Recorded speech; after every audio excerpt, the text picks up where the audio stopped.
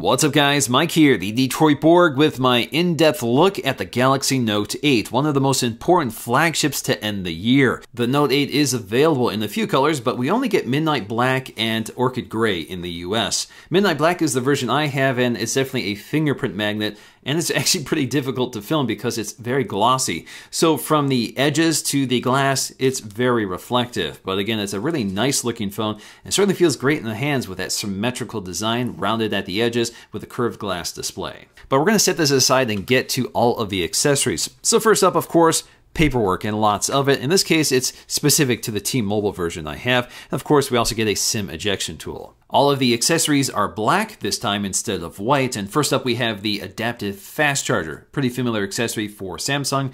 Besides the color, the design hasn't really changed. But we also get a bunch of easily lost accessories, such as two USB-C adapters, one for USB-A and the other for micro USB. There's a separate compartment for the charging cable, and we get a set of AKG headphones.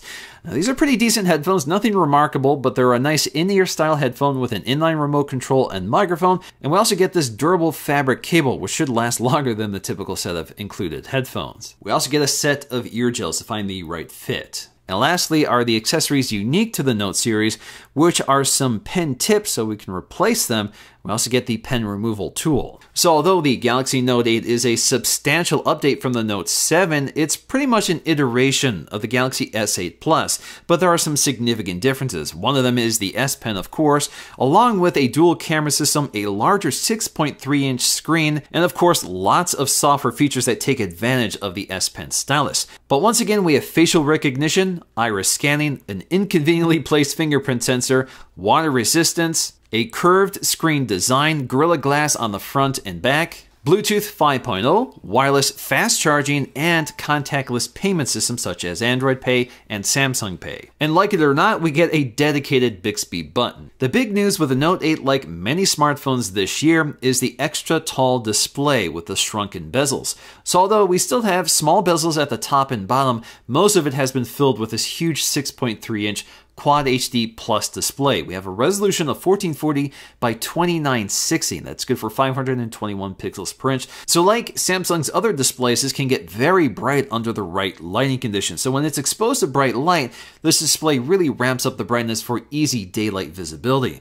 And of course, this Super AMOLED display is just stunning to look at in any lighting conditions with those deep blacks and bright vivid colors, and that curve adds an extra depth to the display. And because everything is better with HDR, this display does support HDR10. So if the video app supports it, like Netflix or YouTube, you'll actually be able to view HDR10 quality on this phone, which is quite nice. Just like the Galaxy S8, the home button has been replaced by an on-screen button, but we still get haptic feedback when we press that button, so it sort of replicates a click. But unfortunately, that means the fingerprint sensor has been relocated to the back of the phone right next to the camera, which is not a great spot for it.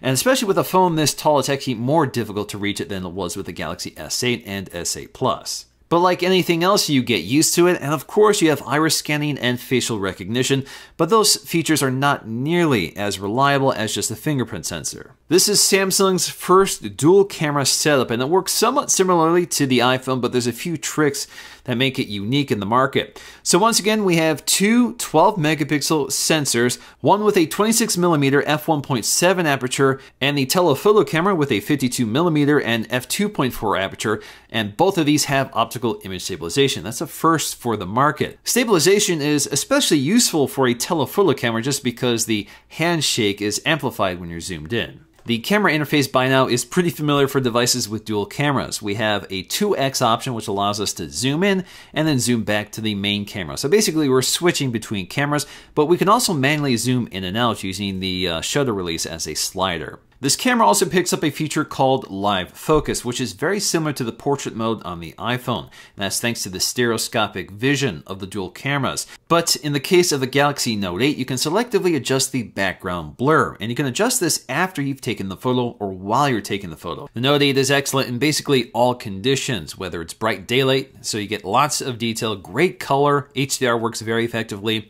It's also very well stabilized, so shots look very smooth and crisp, and it's able to focus very accurately and quickly. Generally speaking, anything you point this camera at looks fantastic in the end. It's not oversaturated, colors don't bloom out, and you see a lot of detail without too much overexposure and noise. When it comes to low light performance, I think the big news here is that both cameras seem to output very similar results.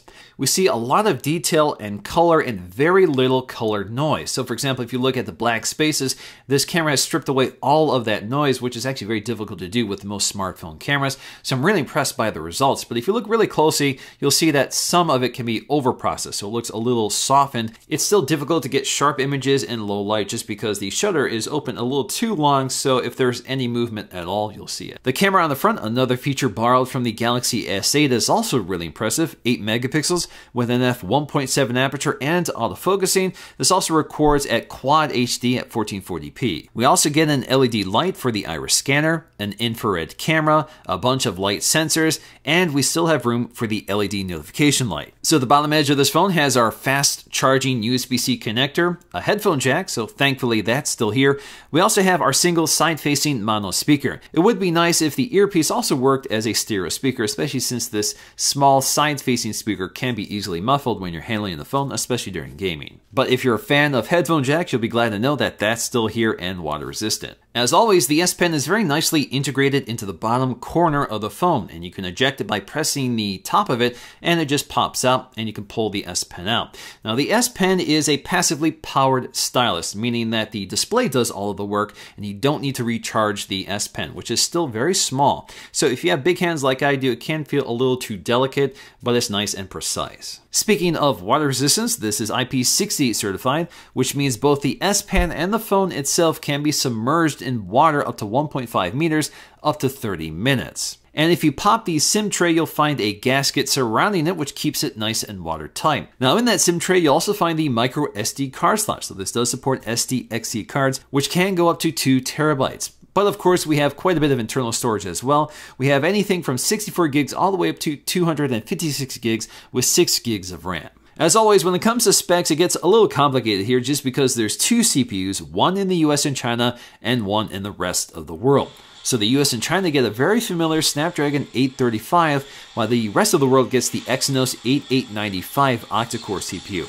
And of course, the Snapdragon comes with the Adreno 540 GPU, while the Exynos comes with the Mali G71 GPU. Well, the battery is quite a bit smaller here. It's 3,300 milliamp hours. Now, Samsung says this has nothing to do with the Note 7. Instead, the phone just doesn't have enough room for a larger battery. Battery life is a little disappointing for a device of this size. I'm seeing a fairly average 4 hours, 4.5 hours of on-screen time for a full day of use.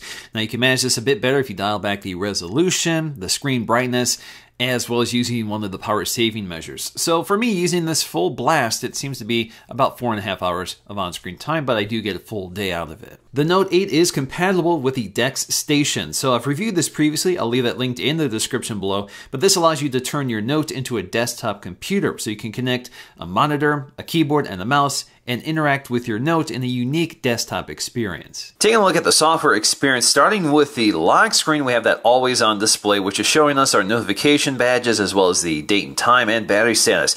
We also have the home button for waking up the device, and when you press on it, you do get some haptic feedback. Of course, we can see all of our notifications and expand out our quick settings up top. Of course, with the S Pen, we also have the off-screen memo app. So this allows us to jot down the memo as soon as you eject the S Pen without unlocking the device. So if I write down test just to show you, I can save this in the Notes app, or I can pin it to the always-on display. So if I pin it to the always-on display, every time I wake up the device, I have quick access to that note. So it allows me to quickly glance something that might be important. Of course, we can customize the always-on display. All we have to do is go to lock screen and security, and under always-on display, we can schedule this or just turn it off entirely. Now, you have several always-on display faces you can select from a calendar to an edge clock to an image. Now, if you go with the default model, you can also select different colors or backdrops. So if I select a different backdrop here, you can add a little bit more color here to make it a little more interesting. I can also change up the color of the font, so again, if you want something a bit more vibrant than just black and white. The big news with any Note series is the S Pen. So the S Pen is still very similar to the Galaxy Note 7 I reviewed, but as always, there's a few new features to take a look at here. So when you eject the S Pen, the first thing that pops up here is the error command. Now, if you want to get away from that, just tap on the screen.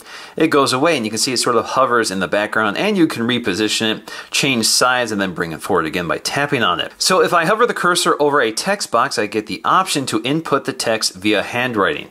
So again, let me bring this up here, hover the cursor over top of it, and then tap on it. Now I can just enter what I want. So let's just say Android. And as I write, you actually get the audio feedback that's like writing on paper, so I actually hear that. Now when I tap on Air Command, I get a bunch of these shortcuts which I can swipe through, but you can also modify this under settings. So if you go to shortcuts, you can modify them right here, so you can rearrange them, remove them, or add new ones, but you're limited here.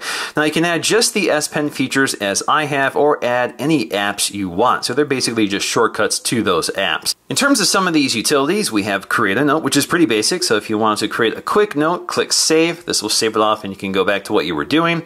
Or you can go to View All Notes, so you can see all of your previous notes. In my case, it's just Scribble. We also have Smart Select Tools. We've seen this before. This gives us some tools for more sophisticated screen grabbing. So for example, I can draw a rectangle on the screen and just grab that portion of it.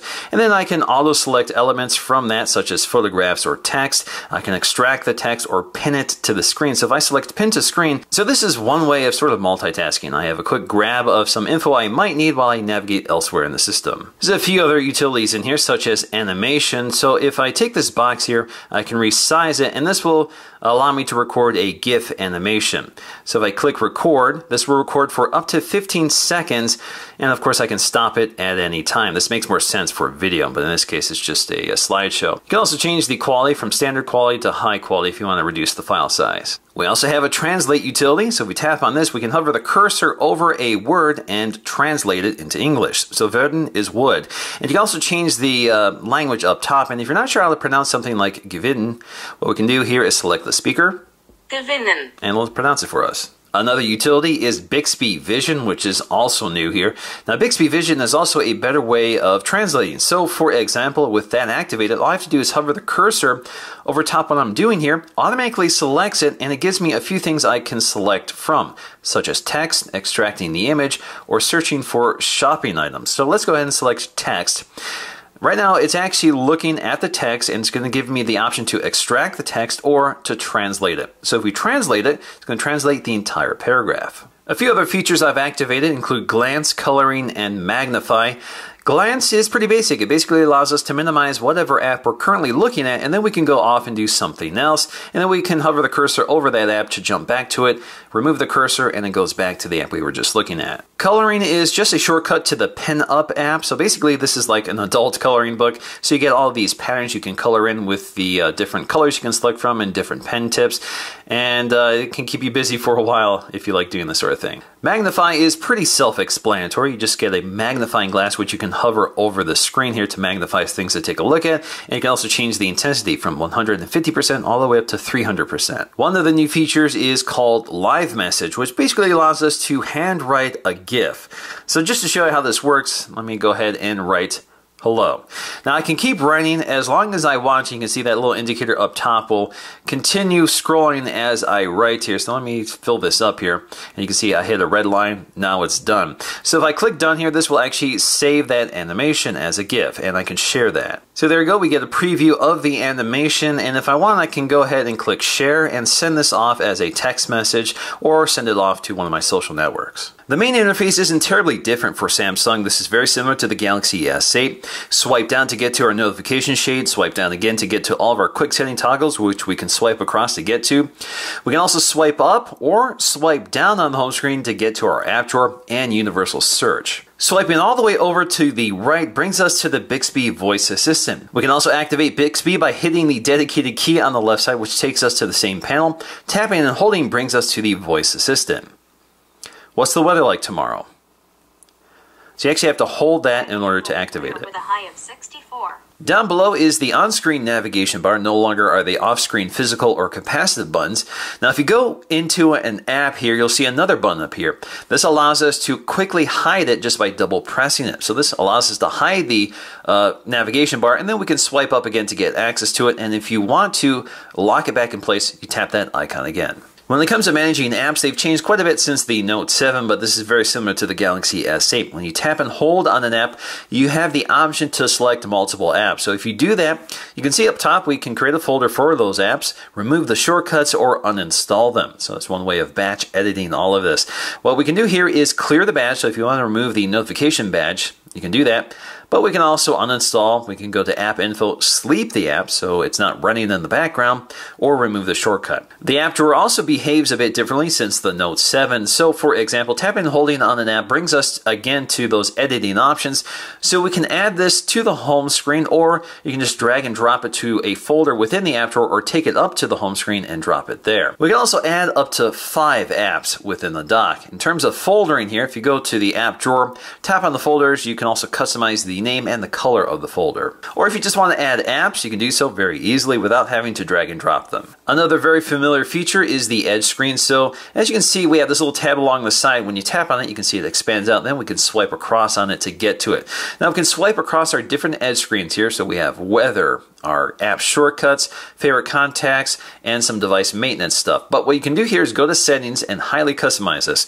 So we can select different edge screens we can add, such as a quick tools one, reminders, and much more. Or you can go to downloads to install new ones. Now if you tap on settings, we can reorder these. So all I have to do is drag and drop them around like so. You can also uninstall them or change the handle settings. So you can swap from the left to the right side, change the opacity and the positioning of the handle, and more. One of the new features within the app's edge is App Pair. So you can combine 2 apps at the same time. So when you tap on it, it opens them up side by side in a split screen view. Now you can customize this by going to the editor. So if we go to the editor for the app's edge, this allows us to create an app pair. So all I have to do is select the 2 apps I want to open up side by side. In this case, I want Chrome and YouTube. You can also switch the orientation. So if you want YouTube up top instead of Chrome, you can do that and click done. And then we have the new app pair. So if you don't want this one, just exit that out and drag this toward the top. To edit the home screen, tap and hold, and this brings us to a very familiar editor. So we can rearrange these screens, we can assign different home screens, we can turn off the Bixby Assistant if you want,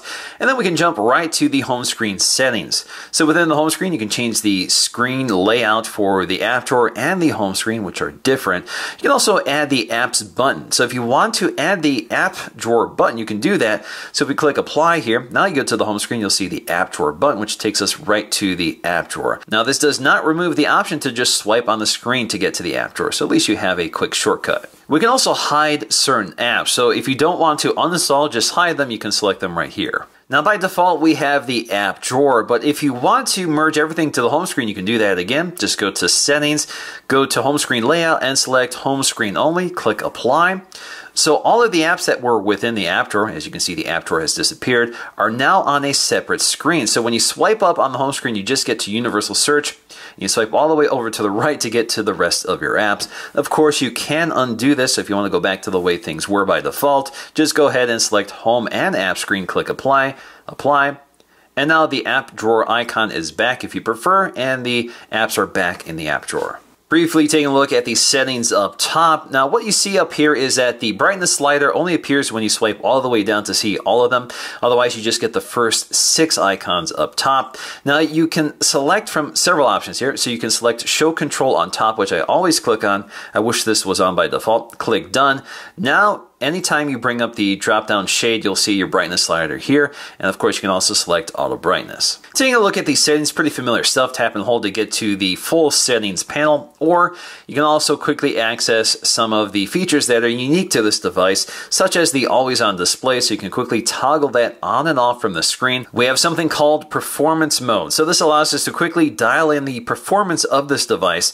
So if you want the best performance with the highest screen resolution, you can go ahead and select that. Now it's very interesting, at least on the T-Mobile version of this phone, the maximum screen resolution is not on by default. You actually have to change that if you want, but you can also just enable high performance mode, which will increase the screen's brightness and maximize the resolution. But you can also just customize this if you want. We also get a blue light filter, which we can toggle on and off. If you tap the text, this will take us to a few more controls, so we can change the opacity of the feature or go to details to get to the full control panel. So I can turn this on now and again change the intensity intensity or schedule this. So this allows me to schedule by sunset and sunrise or select my own schedule. We also have our power saving feature. So if you want to enable one of the power saving modes, you can select that here as well. And there's quite a few you can pick from. So again, you can go with the medium power saving mode or customize this and select something else. Of course, you can customize this so you can change the button order. So you can drag and drop from the dead space to the active space. So if you just want to hide some of these, just take them to this area. But you can also just drag and drop all of them if you want. We can also change the button grid. So if you want a denser view, you can select 5x3 or just go with default, or something more spacious like 3x3. Another unique feature is voice wake up. So I've turned this on. I can tap on the text to get to additional settings. We're going to go to details. So under details, I can select the sensitivity of the wake up word. I can also choose to use the wake up word when something else is playing on the speaker. And you can train your voice to the wake up word. So with voice wake up enabled, I can actually command Bixby, what's the weather tomorrow? Friday looks like clear skies with a high of 63. I can also do this from the lock screen. Hi Bixby, what's the weather tomorrow in Toronto? Friday, you might want to keep your umbrella handy. Now that did not require me to unlock the device, but certain commands do. Hi Bixby, open YouTube. Tell me your voice password to continue. Computer. Okay, here it is. So this allows me to train a specific voice password, which is trained to my voice, and of course I can choose any word as long as it's long enough. If we tap and hold on the home key, this takes us to the Google Voice Assistant. Very familiar stuff. We have our recent apps, which allows us to take a look at some of the multitasking features. So the recent apps interface is pretty familiar, very stock Android 7, nothing terribly unique. Now in terms of side-by-side windowing, it's easy to activate. So in terms of the apps that support it, you'll see this little icon next to the close icon. So that means I can open up the Gallery app on one side, and I can open up Chrome on another side, and then resize the windows, and they should automatically scale. Now, I can also quickly jump back and forth between apps by double tapping the recent apps button. And if I want to open up a different app here, I can also just select something else. Now, if I go back to the home screen, this allows me to open up another app. So if I want Twitter down below, this allows me to open up Twitter and retain the Photos app toward the top. Now when you're within split screen mode, if you tap each screen here, you'll see a blue divider indicating which screen is currently active. So when you act upon it, such as pressing the back button, it will only go back within that specific app. Now if you tap on the center divider, we get to some controls here. So again, the screen that's highlighted in blue, we can close that out or we can switch to another one. We can swap between the top and bottom. We can also pop out the active window into a window view. And then we can also pin part of the app. So if you want to scale down part of the app like so, and click done. This will pin it to the top of the screen and we can actually continue interacting with it, or we can just go back to resizing it. There's a few other multi-window features to take a look at, so we have to go to advanced features. So if we go to advanced features, we'll find a multi-window section and we can toggle on these two features, use the recents button to activate split screen view and the pop-up view action, which is a feature we've seen before. Now, you can also swipe on the screen to see how this works, but all we have to do is swipe in from the upper left or right corner, resize the window to how we want it, drop it, and this will minimize the window, which stays in the foreground while we navigate through the interface. Alternatively, we can also minimize this into a badge view. So this hovers like so, and we can also continue doing this with up to 5 apps at once. So if I want to do this with Chrome, just resize it like so, and then I can minimize it into a badge view. And they stay on top of each other like so, and if you want to expand it out, just tap it and they expand out to this list. Now, if you have all of these apps open at once, if you hit the home key, this will also minimize them back to that badge view. If you tap and hold, you can also remove them all at one time. Because this is such a large device, we do have a one-handed mode, which is under advanced features, so you can turn this on right here or turn it off. So you can activate it by swiping in from the lower left or lower right corner. It can be a little tricky here, but as you can see, you can also resize it by swiping in or out. You can also swap between the left hand and right hand side, tap anywhere on either side of the screen to maximize it, and you can also change the way we activate the feature. So if you go to settings here, you can activate it via the home button. So if you tap the home button 3 times, this will activate the same feature. There's quite a few other things to take a look at under advanced features. So for example, we have Smart Stay, which keeps track of our eyes, so it keeps the display from going to sleep and puts it back to sleep when you're not looking at it. We have Games, so we can enable the game launcher, and we'll take a look at that in just a moment. We also have the one-handed mode, finger sensor gesture, so if you swipe on the finger sensor up top. This will actually invoke the drop-down shade, and you can also dismiss it with the same action. We also have the quick launch camera, which is on by default, but if you just double tap the home key, this will launch directly into the camera app, whether the phone is locked or not. We have a few other familiar Samsung features, such as Smart Capture. So if you swipe your hand on the screen, this will take a screen grab. Now this also brings up a few other utilities here, so we can crop this and much more, but we can also do scroll capture. So if you're on a website, with scroll capture, this allows you to grab the entire website or just parts of it. So if I select scroll capture, I can continue capturing the entire website until I'm happy with how much I have. And I can see that building out right here along the right side. This is also where we'll find the video enhancer. So if we enable this, this will improve the image quality of video in certain apps, so you can see the apps that are compatible with it. Now if we dig into the settings panel, there's always a lot to take a look at here. Now up top, we actually have a notification center for just the settings panel. In fact, we had a notification badge from device maintenance. If we tap on that, you can see there's some suggestions for battery performance. And that's because a certain app is using quite a bit of battery life. Of course, you can also just search for whatever you want, but we're going to start with a few interesting options. So if you go to connections, under Bluetooth, very similar to the Galaxy S8, we have Bluetooth 5.0, so we have something called dual audio, which allows us to stream music to multiple devices. Sound and vibrations has some of the obvious features, but something that's kind of buried in here, which is worth taking a look at, is sound quality and effects. So this allows us to tune the audio quality for any connected device, such as my headphones here, and I can use any one of these upscalers. But if I go to advanced, I can also manually adjust the EQ. So I can just select any one of these scalers if I want. And you can see the description of what these are by tapping on them. We also have adapt sound, so this will help us to find the best sound for us. So you'll see these presets, or you can customize the sound for you.